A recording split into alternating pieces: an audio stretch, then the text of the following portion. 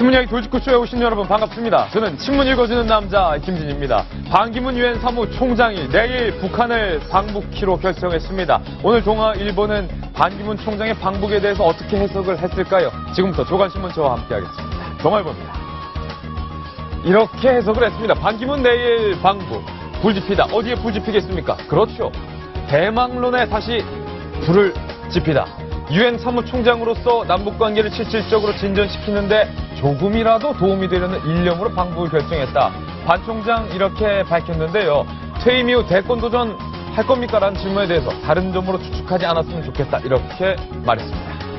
하지만 대선에 출마하지 않겠다라는 말도 하지 않았다는 점 미묘하죠. 다음 신문입니다. 한국일보 일면입니다.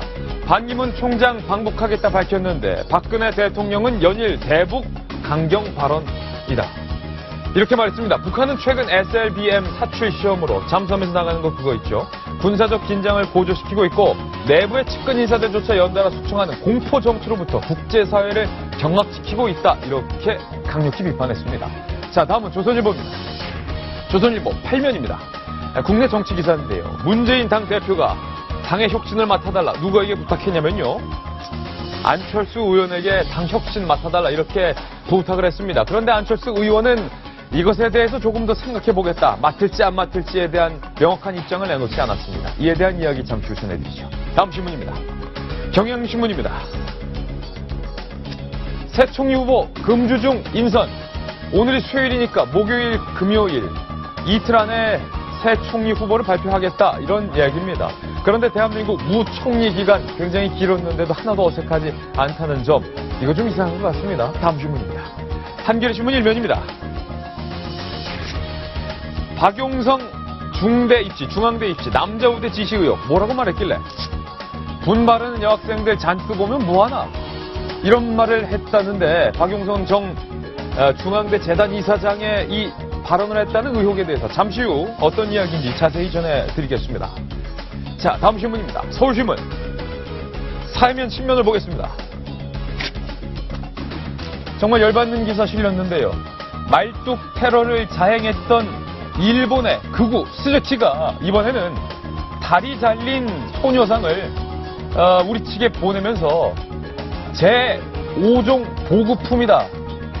위안부 할머니들을 군인에게 보급품 취급하는 듯한 조롱하는 용기를 공개했고요. 다케시마는 일본의 영토다라는 이런 장난감까지 보냈습니다. 다리 잘린 소녀상 모욕을 준 일본의 모렴치한 정치인, 모렴치한 일본인입니다. 다음 신문입니다. 중앙일보 일면입니다. 반기문 내일 개성공단 방문, 남북 대화해야 한다.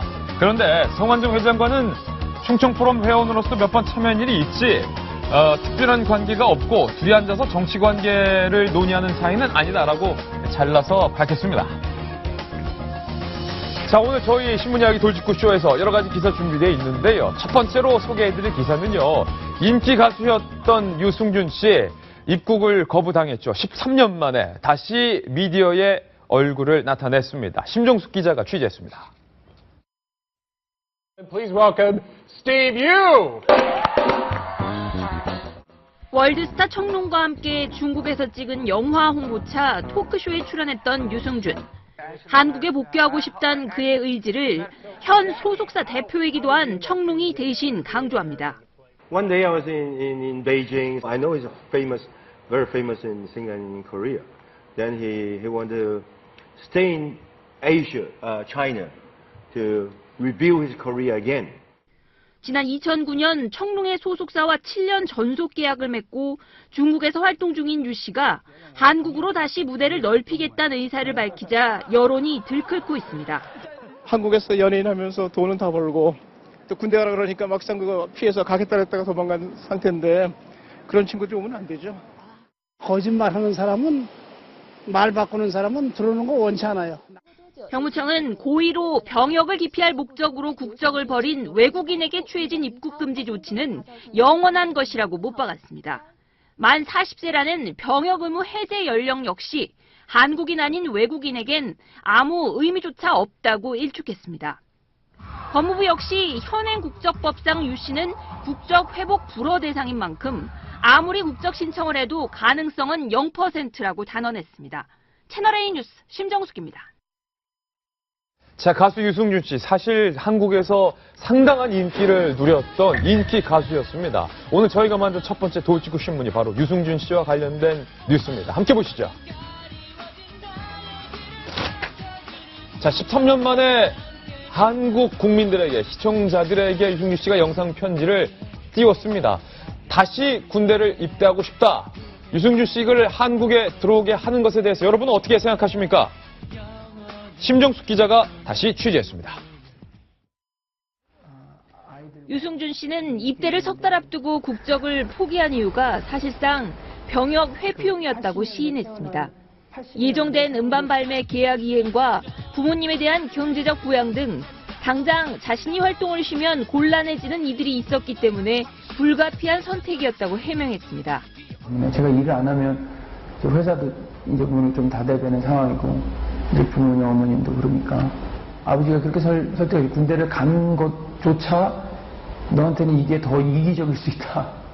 그럼에도 당시 행동은 어떤 변명으로도 용서될 수 없다고 무릎까지 꿇으며 가능하다면 지금이라도 입대하겠다고 선처를 호소했습니다. 어린 두 아들들에게 떳떳하고 싶다며 울먹이기도 했습니다. 아들한테 아빠로서 그런 저의 문제를 애들한테 남겨줘서는 안 되겠다라는 생각이 들었죠. 그래서 솔직히 용기를 가지게 된 거고요. 그러나 이런 유 씨의 바람이 실현될 가능성은 아예 법을 바꾸지 않는 한 거의 없습니다. 병무청은 고의로 병역을 기피하고 외국인이 된 유 씨는 영원히 입국 금지 대상이라고 못 박았습니다.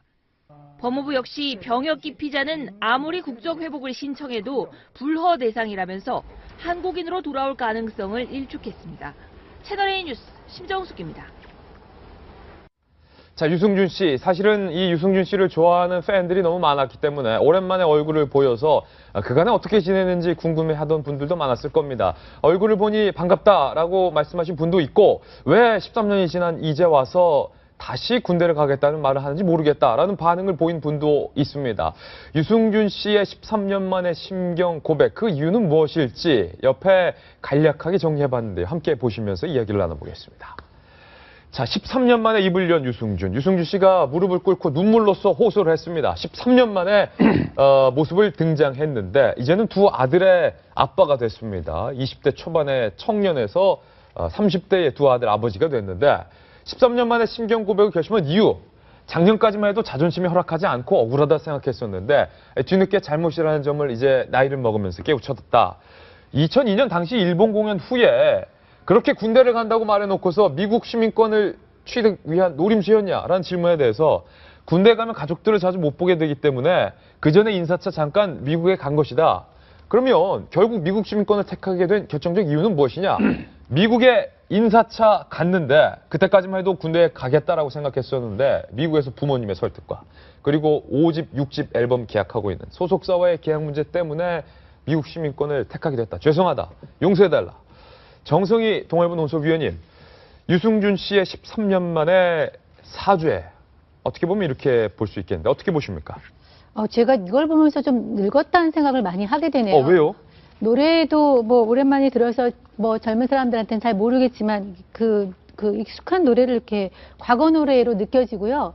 그 다음에 저는 유승준 씨의 이런 사과가 좀 적절하지 않고 네. 잘못했고 용서받을 수 없다는 생각에 좀 변화가 없거든요. 예. 그래서 제가 보수가 된 것이 아닌가 이런 생각이 드는데 그렇군요. 왜 나이 13년에 만에 사과라는 건 너무 늦었고요. 더더욱이나 본인이 알아보니까 36세 이상 지금은 가더라도 군대를 갈 수 없어서 징집 연령이 넘었다. 예. 그거를 넘은 시점에 들어서 왜 지금 와서 사과를 했는지 이런 생각이 들고요. 그 다음에 이 말하는 본인의 1시간에 걸친 그 발언에도 모순이 너무 많아요. 예. 여기는 분명히 이렇게 돼 있거든요. 부모님이 어떤 그 부양하는 문제나 그다음에 소속사와의 계약 문제 때문에 예. 미국 시민권을 선택할 수밖에 없었다고 얘기를 했는데 그렇다면은 본인이랑 이렇게 계약 문제나 소속사 얘기를 할 때 군대 가는 거를 전혀 검토하지 않았다는 얘기가 당시에. 예, 안 했기 때문에 그런 계약을 한 거겠죠. 그 다음에 또 부모님과의 이야기도 부모님 자신이나 부모나 언제나 남자로서 군대를 가야 된다. 예. 그런 것이 본인의 소신이었다 얘기를 하면서 그렇게 아버지나 자기나 군대를 가야 된다고 생각을 하면서 정작 미국에 가서는 부모님 설득 때문에 가지 않았다고 하는 모순되는 어법이 굉장히 많이 등장을 해서 이 정말 이제라도 군대를 가고 싶다라는 그 진정성을 저는 좀 믿을 수가 없네요. 예, 박윤 대변인. 저기 혹시 저는 오늘 사실 처음 알았어요. 전 저분이 그냥 미국에서 조용히 지내는 줄 알았는데 아직도 연예인 활동 계속 하고 있고. 중국에서 활발하게. 이 성룡과 함께 영화도 그렇죠. 찍었고. 우리 성룡하면 잘 알려진 분인데 그분이 회사를 설립했고 그 회사 소속돼서 성룡의 적극적인 그 지원하에 지금 하고 있는 거네요. 예. 혹여나 그 회사의 기획사와 협의하에 이런 이벤트를 지금 하고 있는 건 아닌지 하는 의심이 들고요. 그래서 활동 무대를 한국으로 넓히고 싶은 그 회사도 마찬가지일 테고 본인도 마찬가지일 테고 그래서 어떻게든 여론에 호소하는 방법을 택했다고 한다면 참 불쾌합니다. 제가 늘 군대 문제 나오면 하는 말씀이 있는데 저희 할아버지는 6 아들을 둬서 다 군대를 보내셨고요. 예. 저희 아버님은 3명의 아들을 낳아서 저까지 다 군대가 갔다 왔고요. 예. 저는 또 하필 아들만 둘 낳아서 다 군대를 보내야 됩니다. 그렇죠. 유승준 씨가 아버지 설득 때문에 군대를 안 갔다 이렇게 얘기를 하시는데 그럼 아들은 어떻게 하실 겁니까? 아버지 부양 걱정이고 아들 부양 걱정 안 되세요? 군대를 뭐 하려고 가려고 그러세요? 그리고 한국 국적 취득하려고 너 애쓰지 마시고 그냥 열심히 거기 계신 곳에서 열심히 생활하시고 활동하시고 하시는 게 좋을 것 같다는 생각이 첫 번째. 두 번째로 만일에 군대 문제 때문에 너무 찝찝하고 아이한테 부끄러운 아빠 이런 게 남다 그러면 그 아들 둘하고 잘 협의해서요. 그 아들 둘을 건강히 잘 키워서 대한민국 군대 보내주세요. 그러면 깔끔하게 해결될 것 같습니다. 누구도 뒤에 가서 유승준 씨에 대해서 욕하거나 원망하거나 이러지 않을 겁니다. 지금도 유승준 씨 원망하는 사람은 없습니다. 근데 지금 저렇게 하는 게 계획된 기획이면 아주 불쾌합니다. 그렇군요. 그런데 안용환 전 의원님, 사실은 13년 지난 일이고 이렇게 무릎 꿇고 사과를 하고 또 두 아이의 아버지로서 한국인의 피가 흐르는데 부끄럽지 않고 싶다라는 이 유승준 씨의 사죄에 대해서 너무 가혹한 것 아니냐라는 목소리도 있습니다. 글쎄 뭐 저도 두 아이까지 나오니까 저도 마음이 좀 약해진 건 사실입니다. 그리고 또 두 분이 이렇게 비판적 이야기할 때 저도 좀 유승준 씨를 옹호하고 싶은 이야기했는데 별로 논리적으로 옹호하고 싶지가 않아지는데 첫째는 전 아까 유승준 씨의 이야기 중에서 부모님을 부양을 해야 하기 때문에 쉽게 말해서 군대 가면 돈을 못 벌기 때문에 부모님 부양할 수 없어서 군대를 갔다 왔는데 그 전에 대한민국의 탑스타로서 엄청난 돈을 벌었는데 그 돈 다 어디 두고 군대 들어가면은 부모를 봉양할 수 없다? 부양할 수 없다? 그게 좀 솔직히 이해가 안 되고요. 그 돈 다 썼는지 그게 참 이해가 되지 않습니다. 아까 말한 계약사와의 관계도 나이 차면 군대 가는 전제로 계약을 하는 것이죠. 군대를 빠진다는 걸 전제로 계약을 했다는 것밖에 안 되는 거고 그것도 좀 이해가 안 되는 거고 오늘 병무청에서 이야기를 한 게 좀 강한 톤이지만 적절한 이야기 같습니다. 병역 기피를 목적으로 대한민국 국적을 상실한 사람은 대한민국 국적을 회복할 수 없다. 영원히 우리나라 사람이 될 수 없다.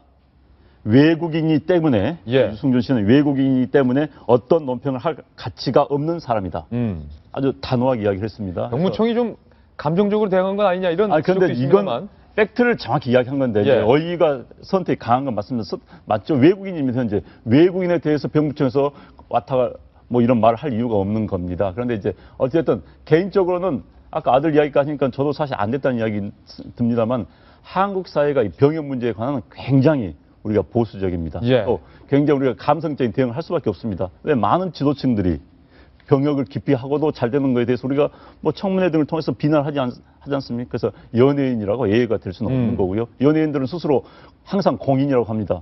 난 공인인지 잘 모르겠어요. 솔직히 개인적으로는. 근데 스스로 공인이라고 하면 공인의 의무를 다 해야겠죠. 그렇기 때문에 그에 대한 비판도 스스로 감내를 해야 되는 겁니다. 사실은 제가 또 국방부 오랫동안 출입을 했기 때문에 이 병무청의 관계자들과 함께 유승준 씨의 한국인 국적 복원 문제에 대해서 여러 차례 얘기를 한 적이 있는데 물론 이 병역 기피에 대해서 사회적으로 엄벌을 처해야 병역을 기피하는 문화가 뿌리 뽑힐 것이다라는 이 병무청의 이른바 엄벌 하겠다는 그런 심리도 지금 담겨 있는 것 같은데 여성이 보기에는 좀 어떻습니까? 일단 이분을 유승준 씨라고 불러야 되는지 스티브 유 씨라고 해야 되는지 미국 시민권자이기 때문에 스티브 유 씨라고 해야 될 것 같아요. 현재는 스티브 유 씨죠. 네, 스티브 유 씨 같은 경우에는 사실은 군대를 싸이 씨와 좀 비교가 되는 것 같아요. 싸이 씨 같은 경우에는 병역 문제가 발생하니까 다시 현역 군대를 갔다 왔거든요. 재입대했죠. 그 시기가 굉장히 짧았습니다. 예. 근데 이분 같은 경우에는 13년이 지났죠. 그리고 징집 연령이 만 36세인데 그것이 지나자마자 사실 이런 어떤 쇼 같은 행위를 한 겁니다. 그리고 뭐 인터넷 방송이기 때문에 공중파가 아니라서 자신의 심경을 얘기했다고 하지만 사실 저도 정 의원님 말씀하셨듯이 예. 앞뒤가 안 맞는 해명이 많은 것 같습니다. 아버지가 뭐 군대 규칙 생활을 굉장히 좋아했다고 했는데 예. 아버지가 군대를 가는 게 이기적이기 때문에 가지 말라고 해서 못 갔다라고 하는 것이 좀 앞뒤가 안 맞는 것 같고 사실 군대 문제 얼마 전에 군에서 살인도 일어나고 뭐 가혹행위도 일어나고 또 군대를 갔다 와서 예비군에서도 이런 총기 사고가 일어나는 것처럼 사실 군대 가고 싶지 않죠. 그리고 이 세상 부모라면 사실 군대 보내고 싶지 않죠. 그럼에도 불구하고 갈 수밖에 없는 거는 우리가 대한민국 국민이기 때문에 가는 것인데 이분은 결국 미국을 선택해서 미국으로 갔으니까 예. 여기에 대해서 우리가 뭐 봐주고 논하고 이런 논의 자체도 할 필요가 없는 것 같습니다. 예, 사실은 뭐 저도 2년 2개월 군대를 다 복무했지만 남성들 사이에서 사실은 군대 갔다 온 사람들 사이에서 어떻게 이럴 수 있냐, 억울하다, 뭐 이런 심리도 많거든요. 그렇습니다.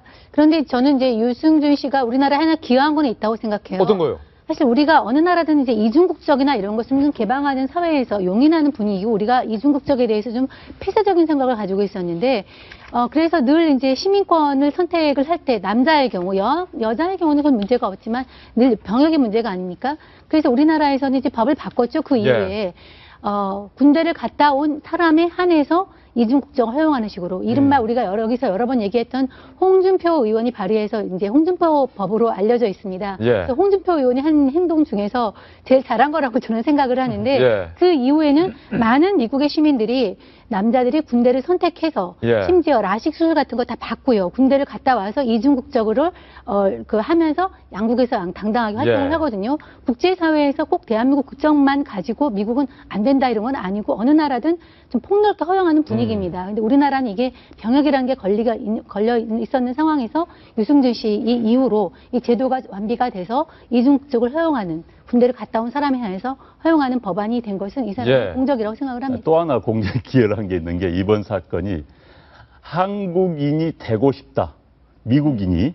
물론 저 사람은 뭐 한국에 돈을 벌겠다 목적이 있지만 사실 우리 교포들 가운데서 우리 국적을 취득하는 일이 굉장히 높아졌습니다. 예. 우리 국내에 있는 사람들은 대한민국 못 살 만한 나라다 이렇게 이야기하지만 교포들 사이에서는 돌아가자는 부분이 굉장히 불고 있어요 지금. 왜 한국이 미국보다 살기 좋다고 느낀 분이 많습니다. 아, 그렇습니까? 요새 많으신 분들 많아요. 실제로? 아, 그렇습니다. 지금 돌아오신 분들 굉장히 많아요. 그래서 유승준 씨도 한국 패스포트, 한국 여권이 필요하다는 걸 느꼈다는 것. 그리고 우리 국민들이 그걸 보여줬다는 것. 그것은 굉장히 고무적인 일입니다. 예. 근데 저는 오늘 알게 된 게 너무 많아서 이분 해병대에 가려다가 안 간 건 줄 알았더니 신체검사에서 허리 디스크로 4급 판정을 받아서 공익근무요원 판정으로 6개월만 근무하면 되는 거였다면서요? 예. 근데 안 간 거잖아요? 근데 안 간 거죠. 아쉽습니다. 여러 차례. 그렇죠? 여러 가지를 오늘 처음 많이 알았네요. 예, 그렇습니다. 홍준표 의원이 그런 좋은 일을 했다는 것도 처음 알았습니다. 사실은 군대에 가고 싶은데 여러 가지 아주 조그만 이유로 군대 입대가 못해서 군대 입대 조건이 안 돼서 군대에 못 가는 사람도 사실 대한민국 남성 중에 많습니다. 국방부 출입하면서 그런 안타까운 사연도 많이 취재했었는데 대한민국 남성이라면 당당하게 군대를 갔다 오고 군대 복무의 의무를 다한 사람들에게 당당하게 또 사회에서 칭찬해주는 분위기, 그런 문화가 맞는 것 같습니다. 자, 이제 저희가 준비한 본격적인 순서로 넘어가겠습니다. 다음 돌직구 신문의 주인공을 지금 바로 공개합니다. 만나보시죠.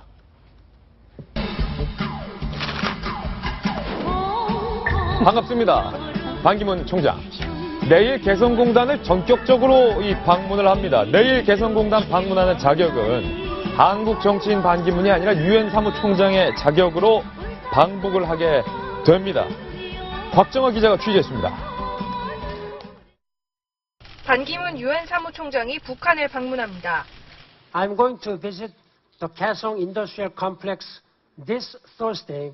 My visit is also significant as the first by the United Nations Secretary General to set foot on the DPRK in more than 20 years. 유엔 사무총장의 방북은 지난 1993년 부트로스 갈리 전 사무총장 이후 22년 만입니다. 반 총장은 경기도 파주 도라산 남북 출입사무소를 통과해 경의선 육로로 개성공단에 들어갑니다. 개성공단에서 2시간쯤 머무르며 북측 근로자들을 격려할 예정입니다. 반 총장은 뉴욕 채널을 통해 북측의 개성공단 방문 의사를 밝혔고 우리 정부에도 협조를 요청한 것으로 전해졌습니다. 부트로스 갈리 전 총장 때처럼 판문점을 통한 평양 방문이 성사되지 못해 개성공단이라는 차선책을 택한 것으로 전해졌습니다. 북측에서 어떤 인사가 반 총장을 맞을지도 관심입니다. 유엔 사무총장이 국가 정상급이란 점에서 외교부 장관에 해당하는 이수영 외무상이나 대남 정책을 총괄하는 김양건 노동당 통일전선 부장이 나올 것이라는 관측이 나옵니다. 이 외무상의 경우 지난해 유엔 총회에서 반 총장을 만난 인연이 있습니다. 반 총장 측은 영접 인사에 대해 특별한 요청을 한 적도, 북측으로부터 특별한 통보를 받은 적도 없다고 밝혔습니다. 채널A 뉴스 곽정화입니다. 자, 반기문 유엔 사무총장 사실은 본인의 임기를 후반부로 돌아서면서 북한을 전격적으로 방문하겠다. 사실 그동안 계속 반 총장이 북한을 방문할 의사가 있다라고 내비쳐 왔었는데요. 어제 한국을 방한한 자리에서 내일 개성공단 가겠다. 그리고 내일 방북하겠다라는 그동안의 계획을 우리 통일부를 통해서 한 게 아니라 유엔 사무총장의 자격으로 직접 유엔을 통해서 의사를 타진했다는데요. 자, 안영환 전 의원님, 네. 반기문 총장의 내일 방북 어떤 의미입니까? 일단 반기문 총장이 그 전부터 스스로 이런 이야기를 많이 해왔습니다.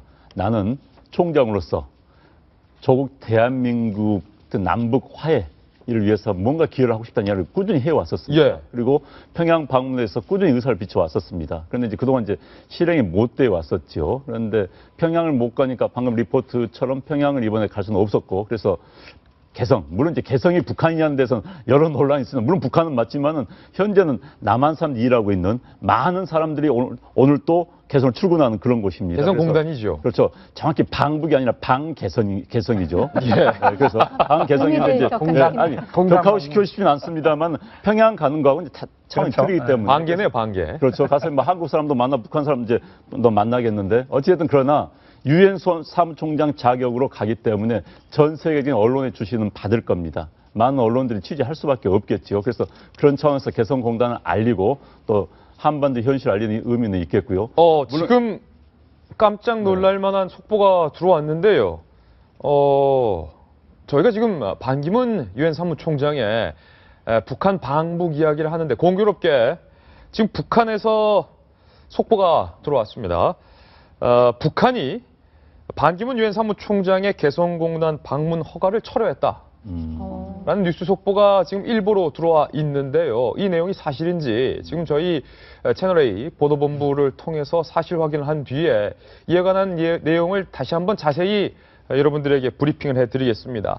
저희 생방송 신문이야기 돌직구쇼 생방송 시간 도중에 반기문 유엔 사무총장의 내일 방북 이야기를 보도해드리는 중에 방금 북한으로부터 들어온 속보입니다. 아직 정확하게 구체적으로 확인이 되진 않았습니다만 반기문 총장 측에서 북한이 반 총장의 개성공단 방문 허가를 철회했다라는 뉴스 속보가 지금 들어와 있는데요.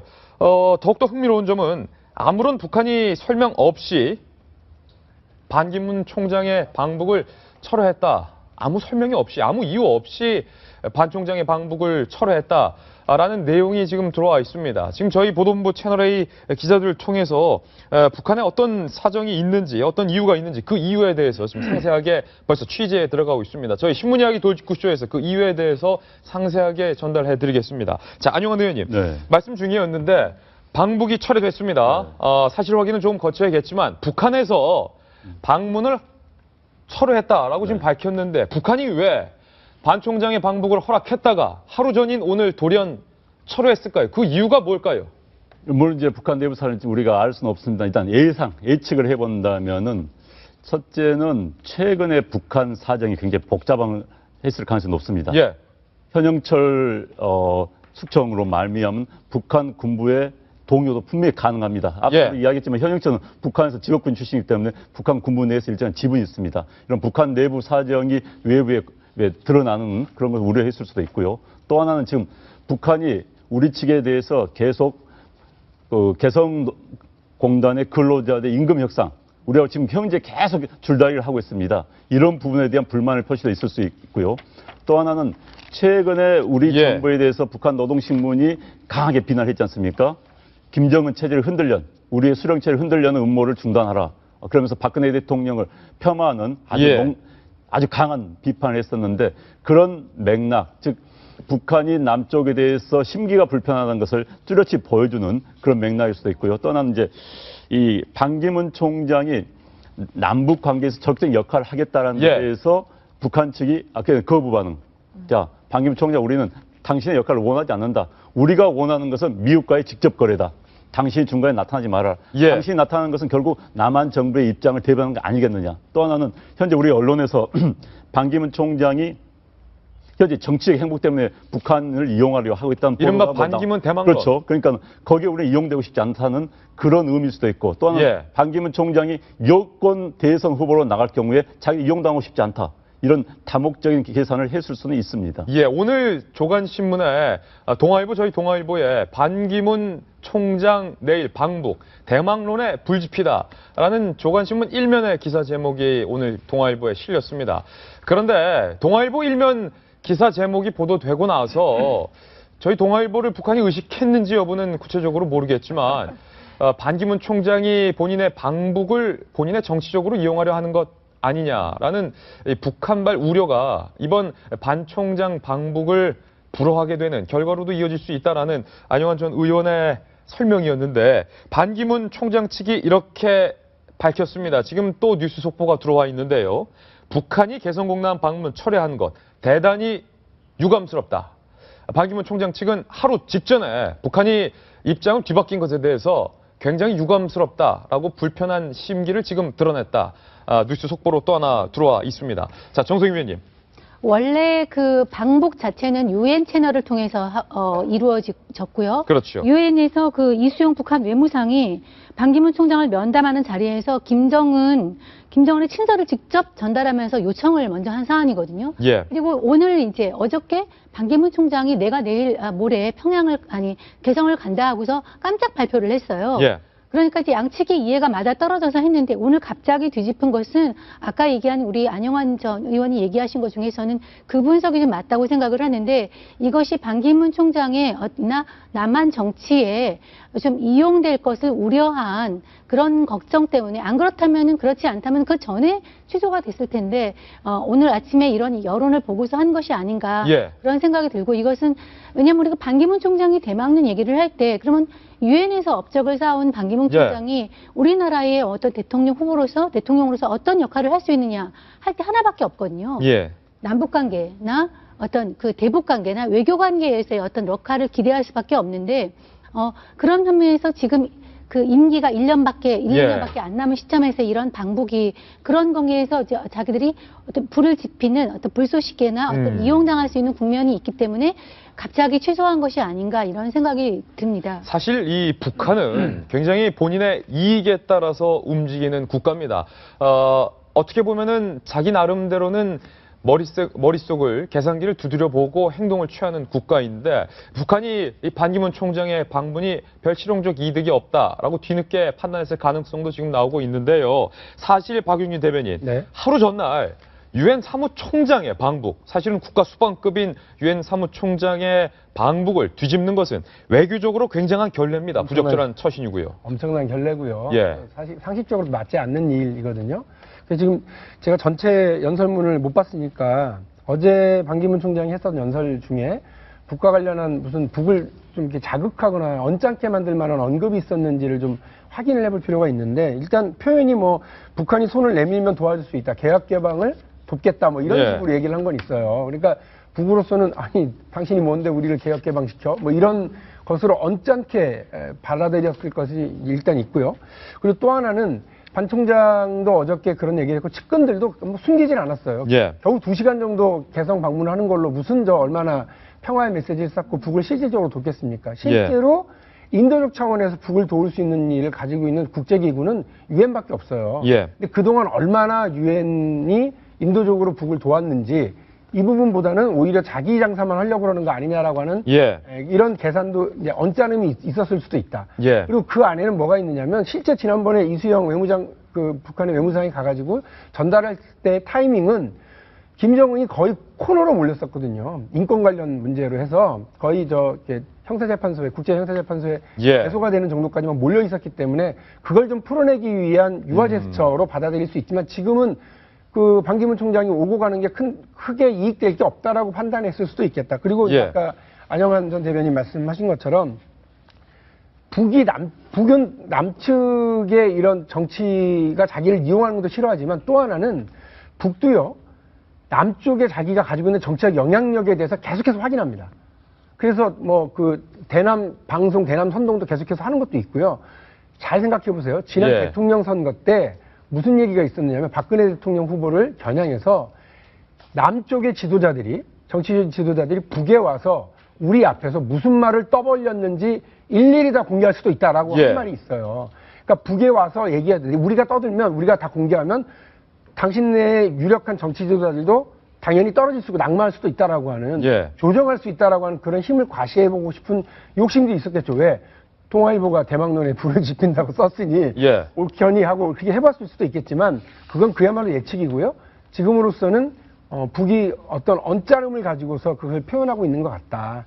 자, 사실은 이 북한이 반기문 총장의 방북을 철회했다라는 얘기는 지금 현장에 있는 기자로부터 제게 연락이 왔는데요. 기별이 왔는데 오늘 반기문 사무총장이 오전에 디지털 포럼이라는 대통령이 참석하는 국가 행사에 참석 중입니다. 그런데 대통령이 참석하는, 박근혜 대통령이 참석하고 있는 이 디지털 포럼 행사장에서 반 총장이 직접 축사 중에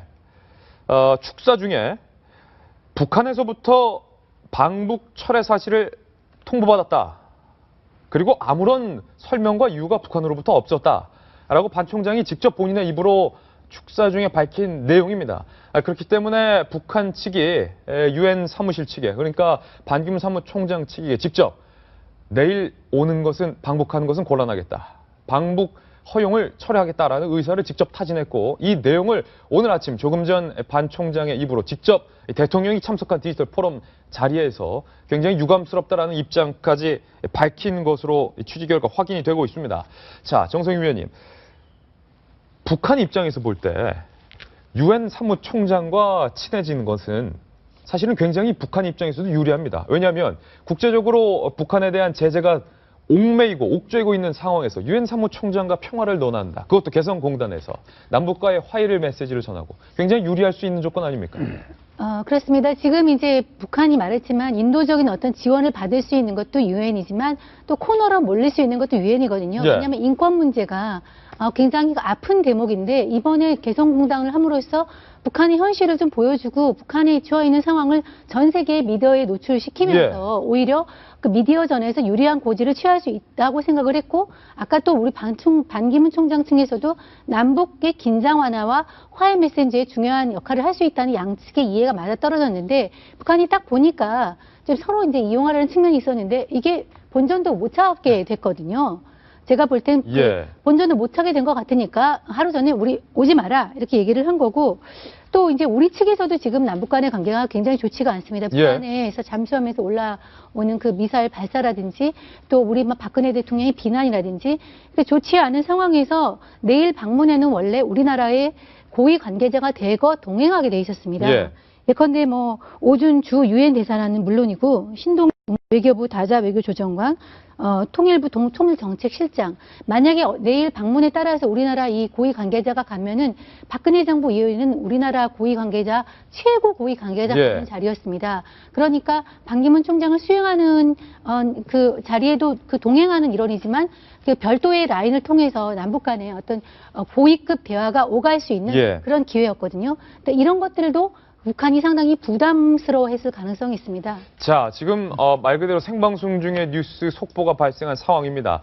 북한이 반기문 사무총장의 내일 개성공단 방북 허용을 전격적으로 철회했습니다. 그런데 아무런 설명이 없어서 의아스럽고 미심스러운 점이 상당히 많습니다. 그래서 북한 전문가인 세계북한연구센터 소장인 안찬일 소장을 이 생방송 중에 급히 전화로 모셨습니다. 그래서 안찬일 소장과 함께 이 북한의 의도와 북한의 의중이 무엇인지에 대해서 그 속내를 속 시원하게 파헤쳐 보겠습니다. 자, 안창일 소장님 나와 계시죠?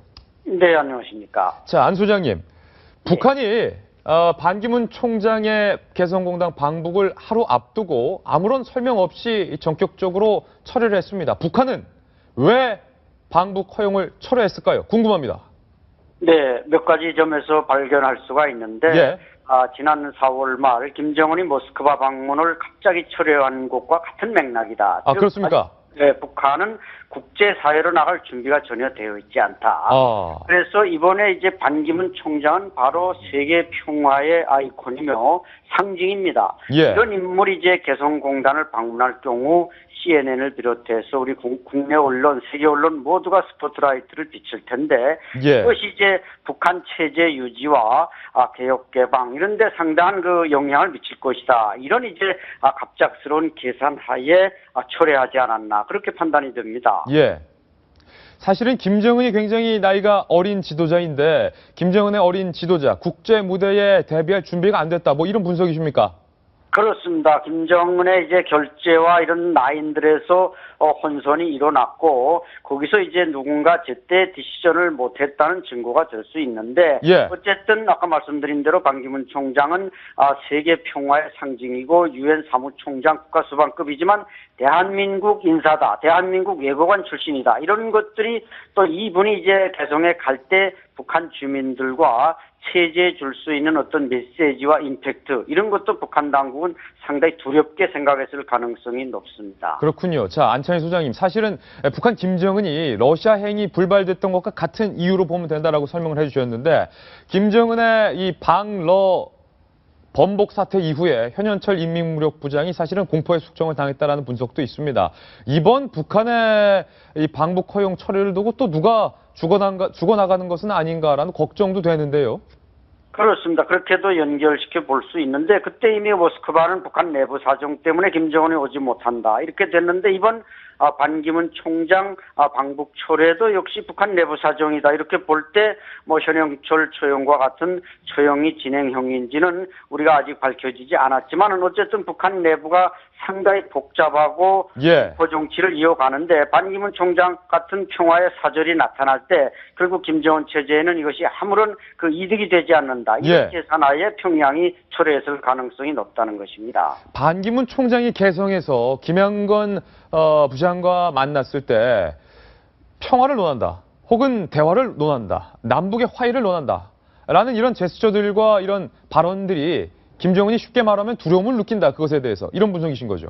그렇죠. 이제 아마 이 국가원수급 세계 지도자가 오니까 김양곤급 정도는 최소한 내려보내야 되는데 그래서 나눈 대화들 이것이 이제 CNN을 비롯해서 국제사회에 공개될 텐데 물론 북한은 이제 개성공단을 뭐 국제화한다 말은 많이 하고 있지만 사실 개성공단이 국제화돼서 많은 국제 다국적 기업들이 들어오는 것을 북한은 원하지 않습니다. 그래서 이번에 반기문 총장께서 거기를 방문한다면 국제화될 수 있는 단초를 마련하고 그 말하자면 탈출구를 열어주는 셈인데 이런 것들이 북한 당국에는 준비되지 않았기 때문에 철회할 수밖에 없었다고 볼 수 있습니다. 그렇군요. 질문을 몇 가지 더 드리겠습니다. 혹시 북한이 이 반 총장의 방북 허용을 철회한 것이 어제 박근혜 대통령이 북한에 대해서 가했던 이 어찌 보면 굉장히 단호한 그 비판, SLBM 같은 이 북한의 최근 미사일 발사 실험 등을 언급하면서 이 동북아시아와 이웃 국가를 경악하게 하고 있다라는 박 대통령의 비판 때문은 아닌지요?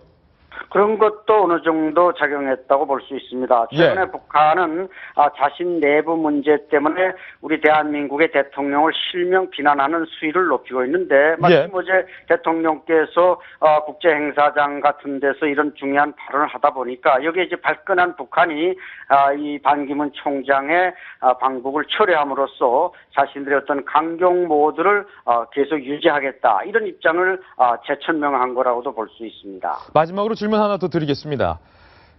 북한은 그럼 당분간 대화에 나서지 않겠군요.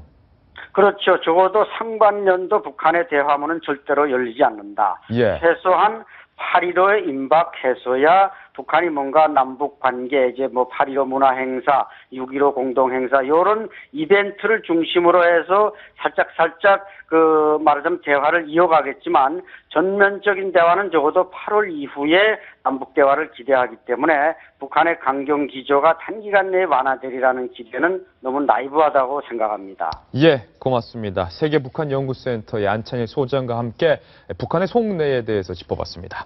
자, 배승희 변호사님, 지금 안찬일 소장과의 이 전화 인터뷰 들었는데 어떻습니까?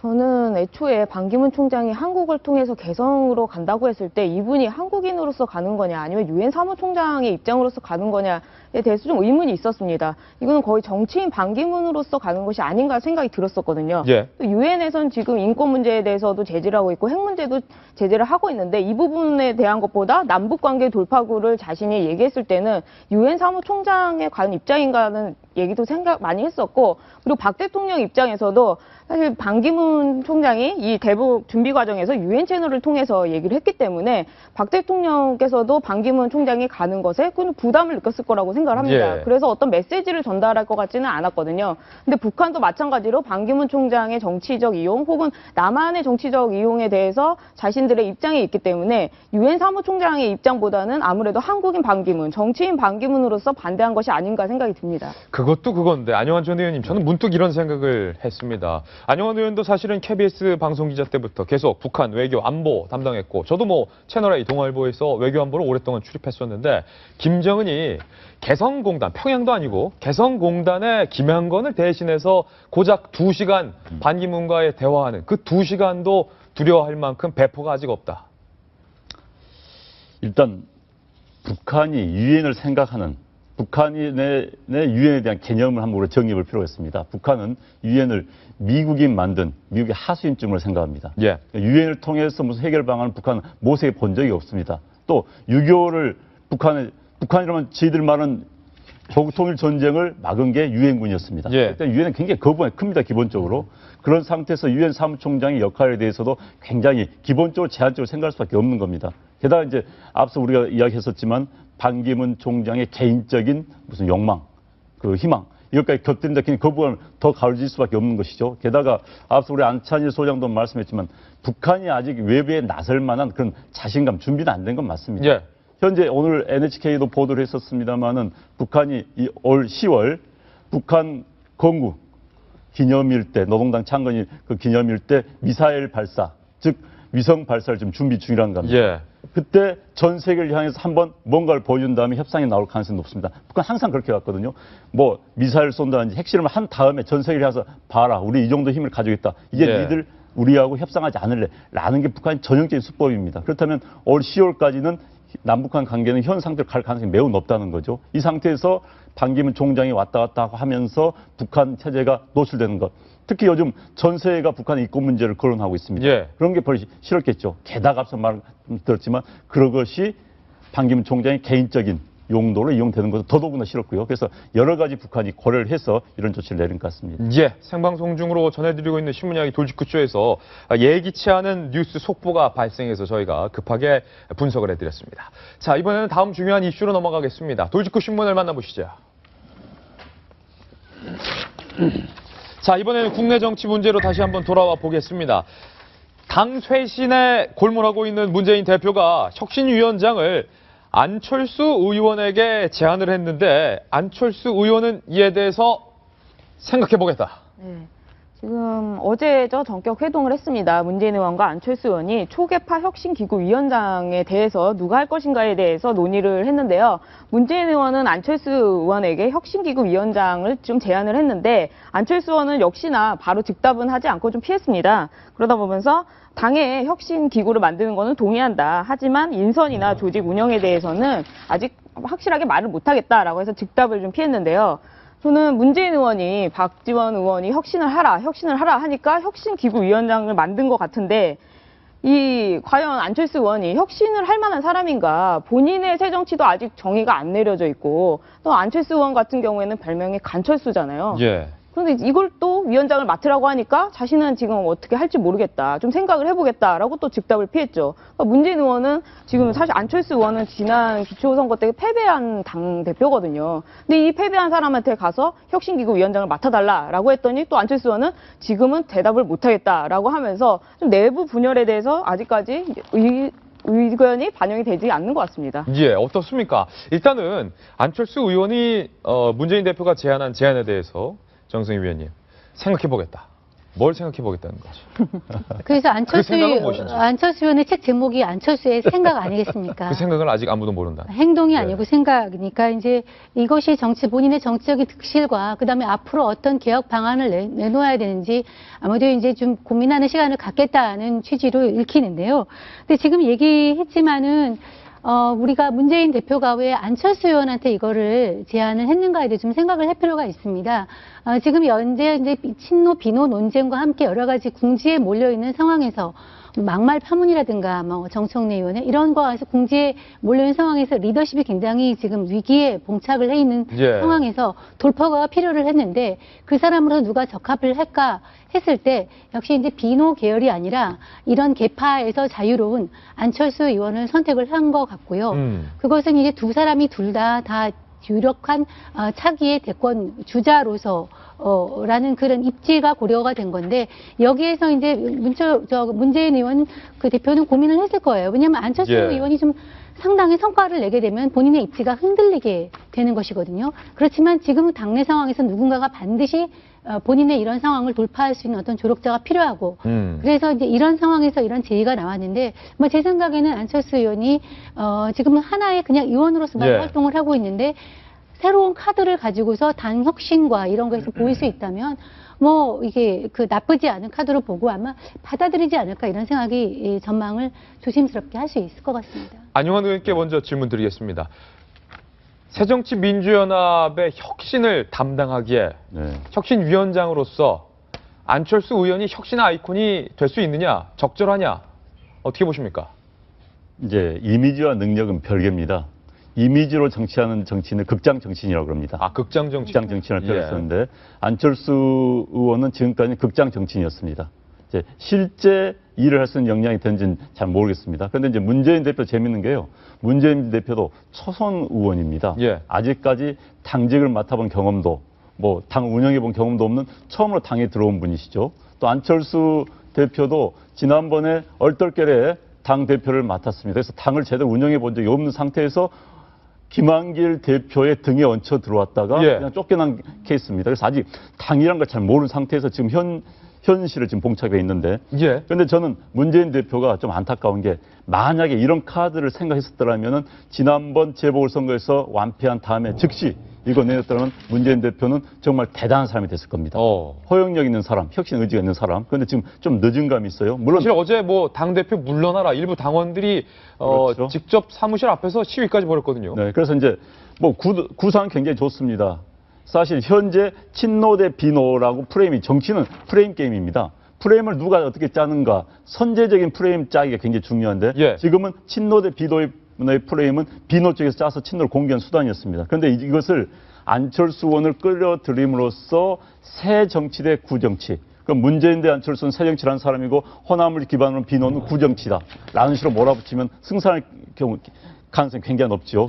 프레임의 틀 자체를 완전히 바꿔버리는 겁니다. 그렇다는 것은 결국 당의 혁신을 얘기하지만 친노 대 비노 대 새 싸움이다. 이런 설명 아닙니까? 그렇게도 볼 수가 있는 것이죠. 왜냐하면 정치는 기본적으로 권력 싸움이라는 틀을 벗어날 수는 없는 겁니다. 그러나 그 프레임을 어떻게 짜서 가는 게 굉장히 중요한데 지금 문재인 안철수의 구도는 프레임의 전환을 시도하고 있는 겁니다. 그러나 비노에서 과연 선선히 이것을 프레임의 전환을 허용할 것인가 여부. 두 번째는 문재인 대표와 안철수 두 사람이 그런 프레임을 끌어갈 수 있는 능력이 있는가는 별개입니다. 별개죠. 왜냐하면 안철수 대표가 혁신을 끌어가는데 과연 그 혁신을 자기 의도대로 끌어갈 수 있을 것인지 그건 굉장한 능력이 필요합니다. 정치인들을 끌고 갈 수 있다는 것은 마찬가지로 문재인 대표가 안철수를 포함한 전체를 포용해 나가면서 당을 혁신의 무대로 끄집어낼 수 있을지도 굉장히 미지수입니다.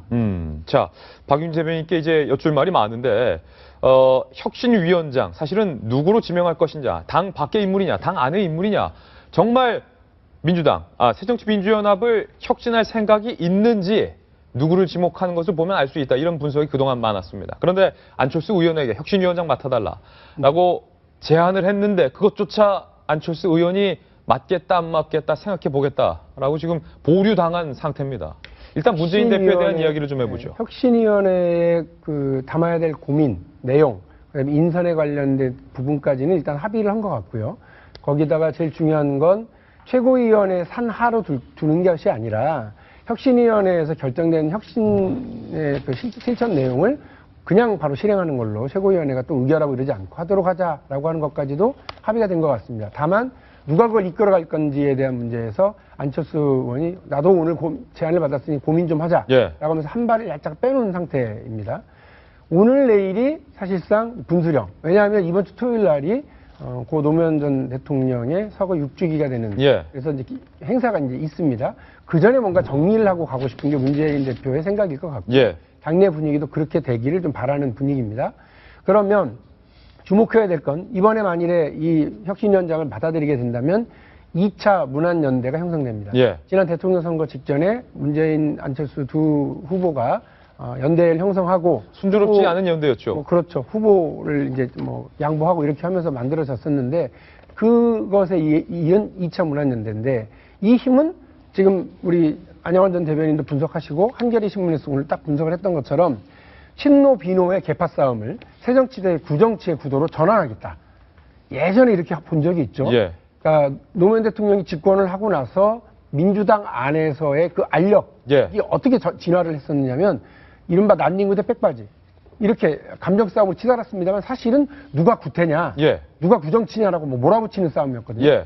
그러니까 지금 이렇게 전환을 하는데 첫 카드를 내민 겁니다. 이게 대단히 중요한 분수령이라고도 봐야 될 것 같은데 그런데 또 여기서 안영환 전 대변인의 분석대로 본다면 문재인 대표와 안철수 전 대표의 근육과 체력이 이른바 구정치로 몰아붙이고 싶어하는 개파 수장이나 혹은 당내 이 어떤 개파 연합의 힘을 누를 수 있을까라고 하는 의구심이 많아요. 다만 지금 여기는 뭐냐면 이분들은 정치력이나 결육력이나 이런 것들은 별로 높지 않다라고 판단이 되는데 다만 대선 주자로서의 국민적 열망과 지지는 높은 1, 2위를 하고 있는 분들 이제 야당 내에서 그러니까 이분들이 할 수 있다면 이걸 동원하는 거죠. 박근혜 전 대통령이 거의 혼자서 이런 일을 했잖아요. 김무성 지금 대표를 공천에서 그냥 아웃시켜가면서까지 할 수 있었던 힘은 대선 주자로서의 대중적 지지와 힘이었거든요. 그래서 혹자들은 이렇게 얘기합니다. 2차 문안연대 가지고서는 어렵다. 여기에 1, 2, 3 야당 내 대선 주자 지지율 1, 2, 3인 박 시장 여기를 합쳐서 그야말로 문안팎연대 안팎으로 다 연대하는 문안팍연대를 형성하고 가야 대중적 지지를 등에 업고 이런 새정치대 구정치 그리고 개파 연합의 기득권을 깨는 이것이 파열음이 가능하다라고 하는 분석까지 있습니다. 오늘 안철수 대표가 어떻게 판단할지 좀 지켜봐야 될 것 같습니다. 친노나 비노 의원들에게는 사실은 이 구정치, 새정치 싸움이 얼마나 의미 있는지 모르겠습니다만 이걸 보는 국민들의 입장에서는 진짜 혁신의 의지가 있는 것인가라는 궁금증도 들기도 하는 대목인데요. 지금 반기문 사무총장이 입을 여는 것 같습니다. 이 시간 반기문 사무총장이 과연 이 방북 철회에 대해서 어떻게 입장을 밝힐지 좀 들어보겠습니다. Former Prime Minister of Korea, Ambassador Cho Tae-yeol, Vice Minister of Foreign Affairs, Ambassador Lee Si-young, Professor Lee Si-young, and Professor Jeffrey Sachs. 자, 지금 유엔 반기문 사무총장이 유엔 아카데믹 임팩트 서울 포럼 롯데호텔 사파이어 홀에서 기조연설을 하기에 앞서서 관계자들에게 감사의 인사를 영어로 전달을 하고 있습니다. Thank you very much for participating in this important forum. 저를 이 중요한 포럼에 초청해 주셔서 굉장히 감사드립니다. So many great minds are in this room. I applaud your initiative to establish the Korean Association in support of UN academic impact. UN AI Korea is bringing together Korean institutions in a common commitment to the United Nations. 자, 지금 반기문 사무총장이 북한의 개성공단 방북 허용 철회와 관련된 입장은 밝히지 않고 미리 준비했던 유엔 아카데믹 임팩트 서울 포럼에 대해서 한국 정부가 유엔 아카데믹 임팩트 서울 포럼에 개최를 한 것에 대해서 굉장히 고무적으로 생각한다. 굉장히 감사하게 생각한다. 유엔 사무총장으로서의 감사의 입장을 밝히고 있기 때문에 한국인임에도 불구하고 영어로 준비해온 인사말을 지금 건네고 있습니다. Very young leader of the world. The president of the UN Security Council was for the first time a less than 21-year-old man. He was a crown prince of Jordan. 예, 반기문 사무총장, 이 개성공단 방북 허용 철회와 관련된 입장은 아직까지 밝히지 않고 있습니다. 혹시 반 총장의 입장이 나오는 대로 다시 한번 전해드리겠습니다. 자, 계속 하던 내용을 좀 더 보도를 해드릴 건데요. 배승희 변호사님, 박윤희 대변인이 굉장히 이 당 내의 분위기에 대해서, 정치 논리에 대해서 설명을 길게 해주셨는데, 아까 제가 서두에서도 말씀드렸듯이 친노비노 의원들 입장에서는 문안이 연대를 하든 문안 박이 연대를 하든 굉장히 중요한 일이겠지만 새정치민주연합에 정말 제대로 된 혁신을 기대하고 있는 국민들 입장에서 과연 친노비노 싸움의 재현이라면 혁신위원장, 정말 혁신을 기대할 볼만할까라는 의문점이 드는데 어떻습니까? 이 당 관계자가 한 말이 오늘 나와 있어요. 안 전 대표가 갖고 있는 새정치라는 혁신의 모습이 위원장직에 맞다. 그럼 혁신기구는 무엇을 하느냐? 계파 갈등의 근원이라고 볼 수 있는 공천 문제, 인사쇄신 문의를 논의하는 기구가 될 것이다.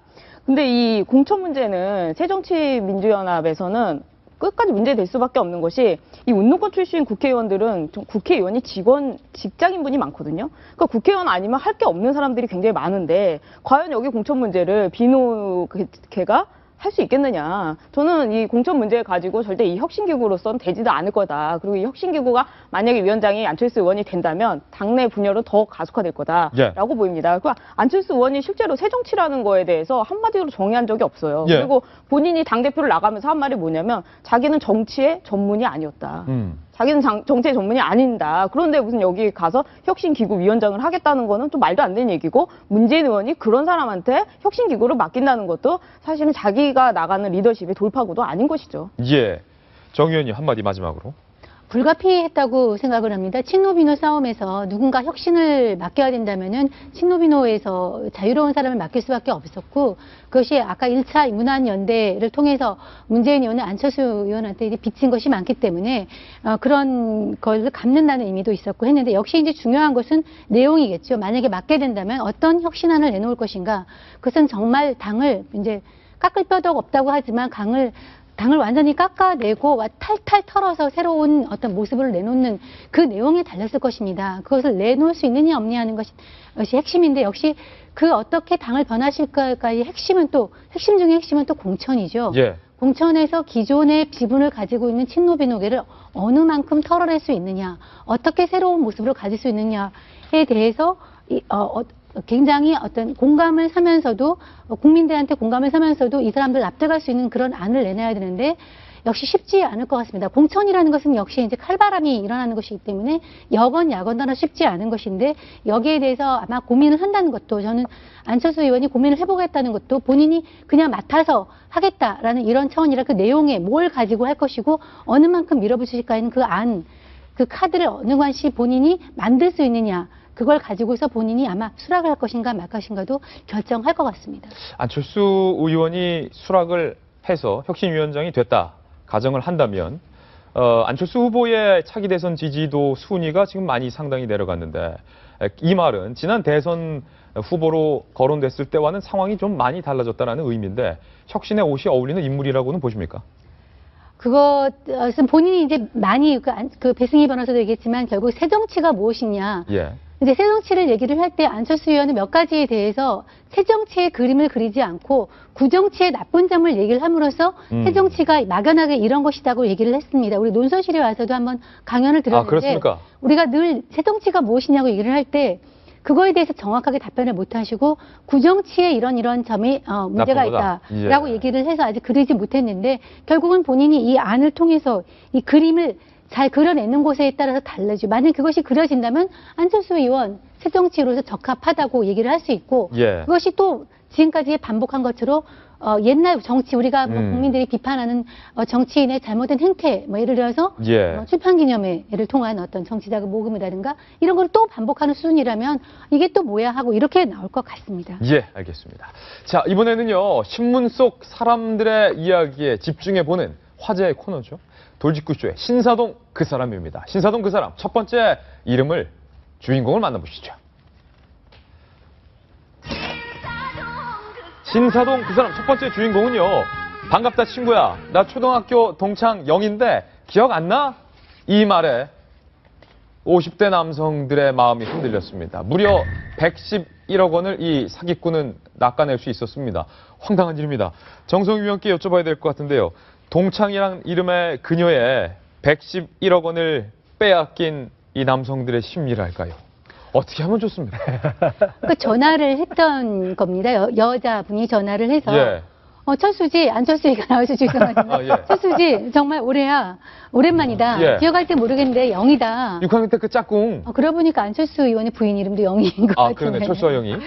모르겠다 그러니까 당연히 기억이 안 나죠. 하고 있는데 좀 구체적인 정보가 있었던 것입니다. 상대방이 친근하게 나오니까 당하고 있는 사이에 이렇게 얘기를 한 거. 나 혼자 산다. 혼자 산다. 남편이 이혼하고 애 하나 데리고서 어렵게 사는데. 혼자 산다. 예. 그 묻지도 않은 가족 얘기를 하면서 그 내가 한 시사주간지에 입사해서 지금 구독 확정을 하는데 한 번만 봐달라. 한 번만 좀 봐줘. 예, 그렇게 얘기를 하니까 하고 있는 사이에 만약에 봐주면 내가 술 한잔 살게.